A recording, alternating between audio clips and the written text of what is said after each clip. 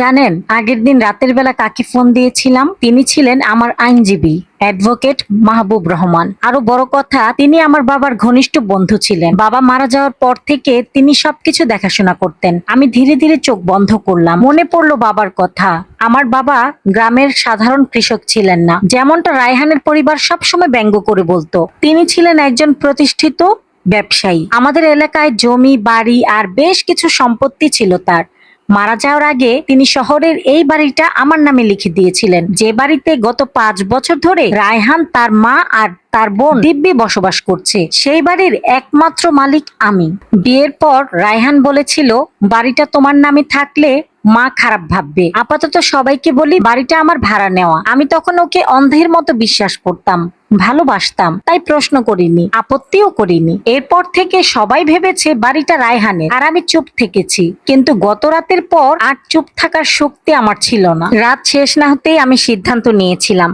সকালবেলা আলমারি খুললাম, কিছু গয়না, নিজের কাপড় চোপড় সবকিছু গুছিয়ে 2টা বড় ব্যাগে ভরে ফেললাম। সকাল 7টার দিকে ঘরের বাইরে হইচই শুরু হলো। শাশুড়ির চিৎকার শোনা গেল, মেহেরিন তাড়াতাড়ি ওঠ, আজকে ছেলের পক্ষের লোকজন আসবে তোকে দেখতে, এখনো কত কাজ বাকি। আমি শান্তভাবে ব্যাগের চেন টেনে বন্ধ করলাম, তারপর দরজা খুলে বাইরে বেরিয়ে এলাম। রায়হান তখন চা খাচ্ছিল। আমাকে ব্যাগ হাতে দেখে ভুরু কুঁচকে বলল, কোথায় যাচ্ছ? আমি কোনো আবেগ ছাড়াই উত্তর দিলাম, চলে যাচ্ছি। সে হতভম্ব হয়ে গেল। মানে মানে আমি আর ফিরবো না? আমার কথা শেষ হতেই রান্নাঘর থেকে সালেহা বেগম বেরিয়ে এলেন, মুখ ভর্তি রাগ। যাও, কে আটকাচ্ছে? ভাবছো তুমি না থাকলে আমরা চলতে পারবো না? আমি কোনো উত্তর দিলাম না, শুধু হালকা হাসলাম। কারণ কিছু সত্যি আছে যেগুলো মুখে বলতে হয় না, সময় নিজেই বলে দেয়। আমি বাড়ি থেকে বেরিয়ে গেলাম, সারা পথ একবারও পেছনে তাকাইনি। দুপুরের দিকে অ্যাডভোকেট মাহবুব রহমান ফোন করলেন, মা, সব কাগজপত্র প্রস্তুত, তুমি যেভাবে বলেছিলে সেভাবেই ব্যবস্থা করা হয়েছে। আমার বুকের ভেতর কেমন যেন কেঁপে উঠলো। কষ্ট হচ্ছিল, তবুও মনে হচ্ছিল এটাই ঠিক। অন্যদিকে বাড়িতে তখন অন্য অবস্থা। মেহরিনের সম্ভাব্য শ্বশুরবাড়ির লোকজন বিকেলে আসবে, আর বাড়ির রান্নাঘর যেন যুদ্ধক্ষেত্র। 5 বছর ধরে আমি একা হাতে পুরো সংসার সামলিয়েছি। আজ প্রথম দিন তারা বুঝতে পারছিল কাজগুলো আসলে কত কঠিন। শাশুড়ি একবার রান্নাঘরে যান, আবার বেরিয়ে আসেন। মেহেরিন একটার পর একটা রান্না নষ্ট করে ফেলছে।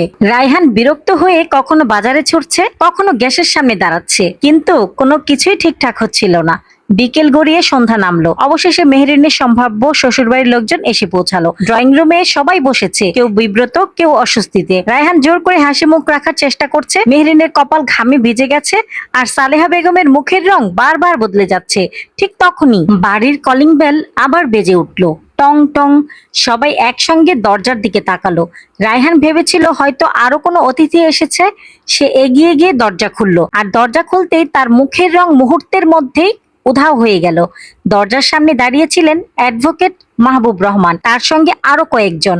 তাদের হাতে কিছু ফাইল, কিছু অফিসিয়াল কাগজপত্র। ড্রয়িং রুমে বসে থাকা সবাই অবাক হয়ে তাকিয়ে রইল, আর রায়হানের বুকের ভেতর অজানা এক আশঙ্কা ধীরে ধীরে জমতে শুরু করলো।